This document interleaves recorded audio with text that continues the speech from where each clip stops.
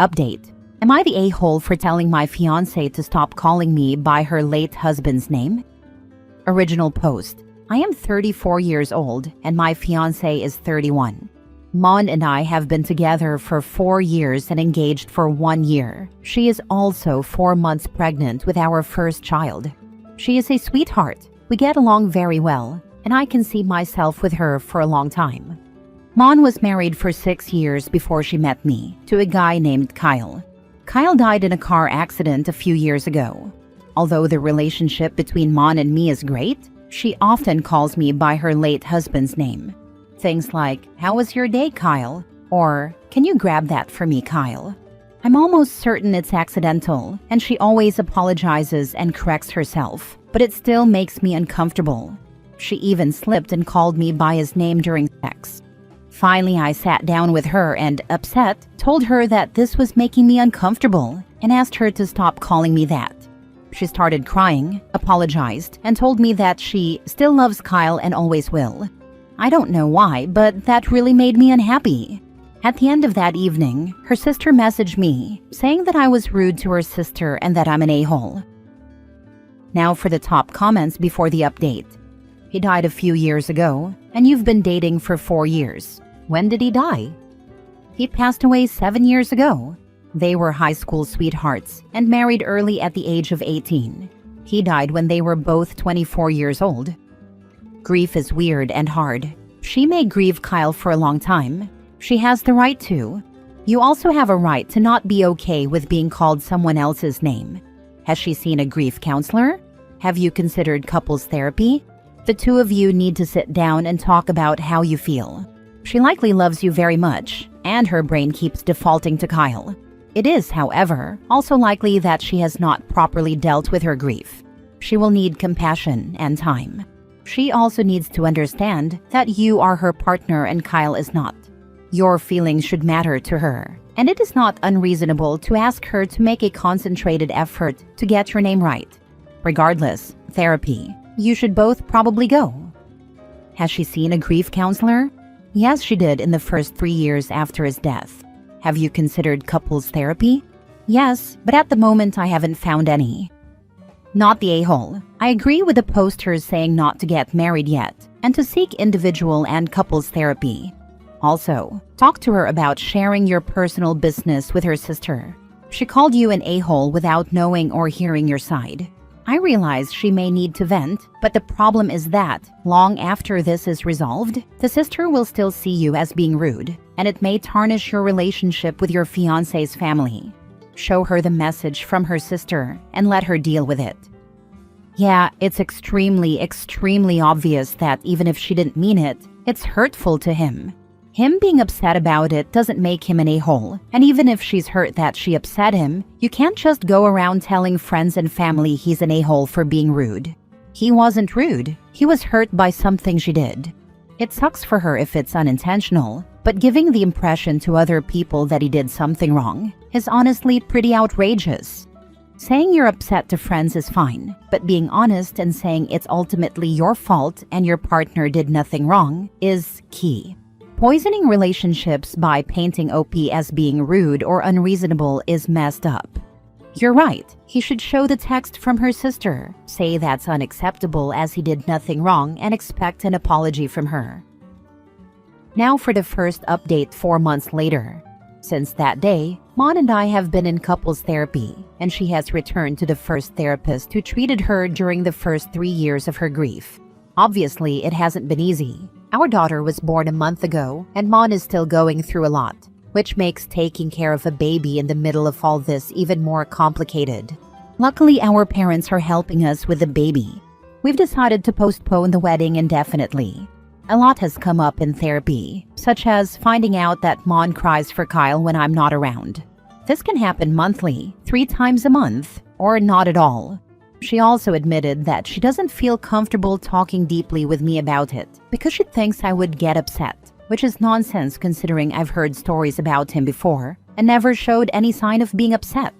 Some of her statements in therapy, like, "I will never love anyone like I loved him," hurt me a lot. I feel more and more that this relationship is doomed to failure. However, this doesn't mean I'm giving up. I really love her, but I'm not extremely optimistic. I'm trying to work as much as possible on the relationship, mainly for the sake of our daughter. I'm sorry, OP. My heart breaks for both of you. Make sure you take care of yourself through all this and be prepared for the worst, even as you work toward the best. Seek individual counseling and therapy for yourself and figure out if you can really handle being in second place your whole life. I'm sorry to hear that. Sounds like your fiancé may have been ready to move on, but getting pregnant and starting a family could have really triggered a regression. If you have been together for 4 years and he passed 3 years before that, so 7 years ago, it sounds like they got married really young, and that's a tough relationship to lose. This was the life she was supposed to have with Kyle. Unfortunately, 2 things can be true. She can love you, but know deep down she will never love you like she loved Kyle. No 2 loves are the same. Hopefully with therapy, you guys can find your happy place. Second update 1 year after the first post. So, a lot has changed. Not everything has been easy, but I think, in a way, we're finding a new balance. Therapy has helped us a lot, both individually for her and as a couple. Mon is better at separating the past from the present, and she no longer calls me Kyle by mistake. We've been able to talk more openly, and she feels more comfortable discussing the past and her feelings in depth. Our daughter is growing up so fast, and I can't even imagine going through all of this without our family support. As for the marriage, it's still on pause. It's something we want at the right time. I can really see that she's putting in a lot of effort. She's been talking a lot with her sister, and we go out with her and her boyfriend quite often. My sister-in-law has always been somewhat protective of her and is genuinely concerned about her improvement. Aside from the usual small arguments, I'm managing to stay optimistic about the future. Some of the comments on my first post helped me a lot in the early stages, and I'm really grateful. The sister was in the wrong to text him in the first update. There's a lot to unpack about dating a widow or widower, and it boils down to effort and understanding from both parties. But the sister was clearly in the wrong to cross from passive listener to actively snarking at OP. OP isn't rude for asking his fiancée not to call him by another man's name during intimacy, especially after 4 years together and a kid now on the way. This should have been handled much sooner. I agree the sister was wrong, but I'm guessing she was under the mistaken impression that OP was telling her to stop bringing up Kyle, when OP really just wanted her to stop calling him Kyle, since that seems to be how OP's wife took it at the time. Given how she was still struggling so much with her grief, possibly made even more difficult by her pregnancy, it seemed like the wife had a very hyper-defensive reaction. There was no time limit on grieving. However, I do wish that Mon didn't get with OP if she honestly believes that she will not love anyone as much as she did her late husband. I don't think that's fair to anyone trying to be her new number one, unless they fully understand and accept that they will always be second place to someone who isn't around anymore. I hope therapy contributes to helping, mostly for the child's sake, but I'm not too sure about the stability of the relationship itself. Honestly, I'm wondering if she was mostly doing okay until she got pregnant. She probably always saw herself as raising her babies with Kyle, and now here's this baby coming with another man. And her hormones are out of whack. Completely different scenario, but my dad died in 2009, and I got pregnant and had my son in 2023. 14 years later, so much therapy later, so many years of mostly being okay, and yet I was still just constantly sobbing about how my siblings' children all got to have time with their Papa T, but my son never would. The grief was physically painful. I teared up just writing this paragraph. I can't even imagine how awful it must have been for Mon to grapple with becoming a mother without the guy who was supposed to be the father of her children, even if she loves OP and is thrilled to be raising his child. Next story. My husband left the groceries on the floor for me to put up when I get home. Am I the a-hole if I refuse to touch them? Original post. My husband and I went grocery shopping, and afterward, he dropped me off at the nail salon while he went home with the groceries. I thought that since he went home, he would have put the groceries away. When he picked me up from the nail salon and we went home, I saw that the groceries were still in bags on the kitchen floor. I asked him why he didn't put the groceries away, and he argued that he put the cold stuff away but left the rest, the majority, of the groceries in bags. So I asked him why he didn't just put all the groceries away, and he got defensive and said it's always something, and that I act like he doesn't clean or do things around the house. So I asked him if he expected me to put the groceries away when I got home. Long story short, I'm not touching those groceries. After dinner, he went into the kitchen, washed the dishes, and drew himself a bath, but he still left the groceries on the floor. Am I the a-hole if I refuse to put the groceries away? Now for the top comments before reading the updates. This clearly is about much more than the groceries. True. It seems like OP is often left with the majority of household chores, even when her husband has the opportunity to contribute. Lol. If you and your husband are at the point where you are both playing a game of chicken to see who will do a chore, then you clearly have larger problems. You need to find a way to start working things out. You could also find a counselor to help you. Game of chicken. Lol. I want to hear his side. Is it because every time he puts them away, she tells him he did it wrong? I once heard my sister complain to her husband that he put the groceries away wrong because he didn't turn the cans facing out and place the cereal in order of height. She's always been a bit OCD. Luckily, after 3 girls, it loosened up some. My sister once asked her husband to put the dishes away, and he put them all in the wrong places. When she got home from work and tried to cook dinner, she couldn't find anything. In frustration, she snapped, "I'm never going to ask you to do that again." He laughed and said that was his plan all along. I can't believe your brother-in-law admitted to weaponized incompetence. Now for the updates. He got out of his bath, and I took mine. When I got out of the bath, the groceries were still on the floor, and he's in the living room watching anime. Edit 2. I asked him why he didn't put the groceries away as he got into bed, and he said, "Why can't you?" Then he told me to buzz off and said he's sleeping in the living room, so I'm calling an Uber and going to stay at a hotel tonight because I'm so mad right now. I feel so disrespected.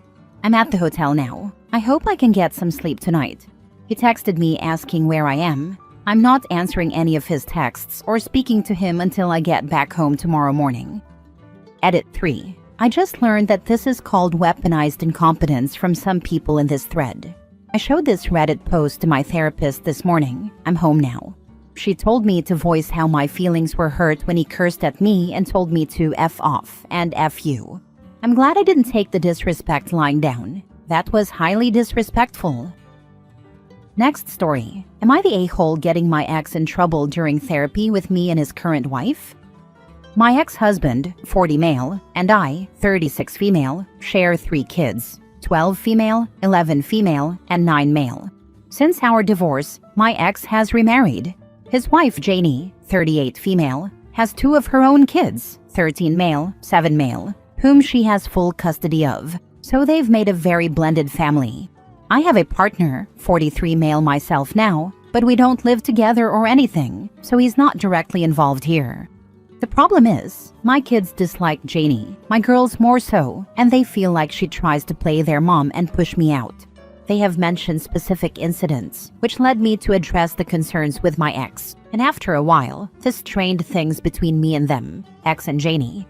They told me they didn't believe me and said I must be the reason the kids were causing trouble at their house. They never specified what this trouble was. At one point after things got bad, my ex admitted to me that the kids had complained about the same things to him regarding Janie, and he wasn't telling her. This landed us back in court and into therapy together for co-parenting.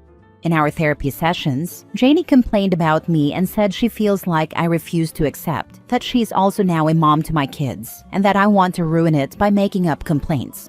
She said anything the kids say isn't real, and it's just kids trying to stir crap with the adults. During the discussion about this, I brought up my ex and how the kids complained to him also, and he told me as much. This started a fight between my ex and Janie. It derailed the session because they walked out to deal with their marital issues. My ex is now mad at me for throwing him under the bus like that. I defended myself, but he said I could have approached the rebuttal differently. Janie accused me of trying to break up her marriage and being part of stirring crap between everyone. Am I the a-hole? In our therapy sessions, Janie complained about me and said she feels like I refuse to accept that she's also now a mom to my kids and wants to ruin it by making up complaints. I would tell her, "You're not a mom to my kids. You're my ex-husband's wife. You have not adopted them, nor will I let you do so. They have a mom. They don't need another. If you stop trying to be their mom, they might be able to have a friendly, respectful relationship with you, and I'll encourage them to at least be respectful. But if you keep trying to be their mom, they will resent you, and I will not tell them that they shouldn't." Not the a-hole for what you said. If you stated facts, you did not throw him under the bus. He leapt under the bus of his own volition. 100%. I have been a step-parent, and the first time I ever interacted with my now ex-partner's ex-wife, I sent her a card telling her that I would do my best to be respectful and caring toward her kids, and that I recognized but couldn't fathom how much trust she would have to put in a stranger to treat her kids right. My ex and I broke up 5 years ago, and we're all still on good terms.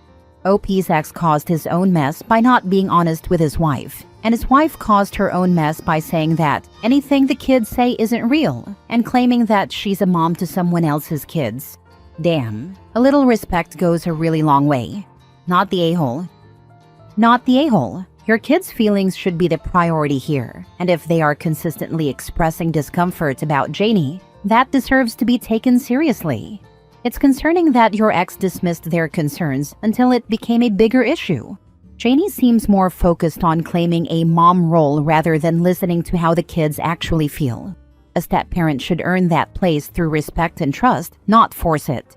The fact that your ex finally admitted the kids were telling him the same things but hid it from Janie says a lot. He likely knew she wouldn't take it well, which is exactly what happened in therapy. You didn't ruin anything, you just told the truth, and it's not your fault that it exposed cracks in their marriage.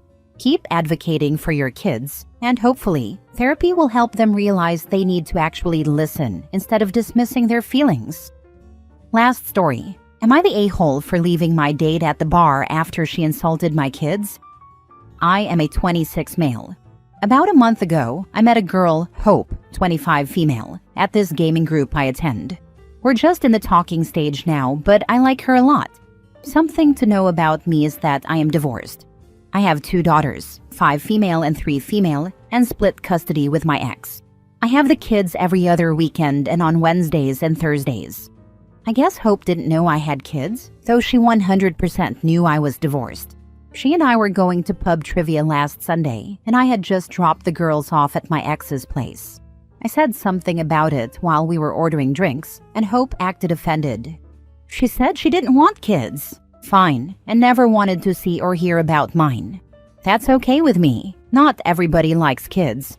But then she started getting very vulgar, calling them crotch goblins, sex fruit, and stuff like that. I nicely told her to stop or I'd leave, but she just kept going. I told her I was ready to go, canceled my drink, and went home. We haven't talked since, and it's been almost a week. Am I the a-hole for leaving Hope at the pub when she called my kids crotch goblins and sex fruits? Info. Did you actually have the conversation about you having kids and being divorced beforehand? Because any rational person wouldn't have behaved like this with prior knowledge, unless they were quite literally just a prick for the sake of being a prick.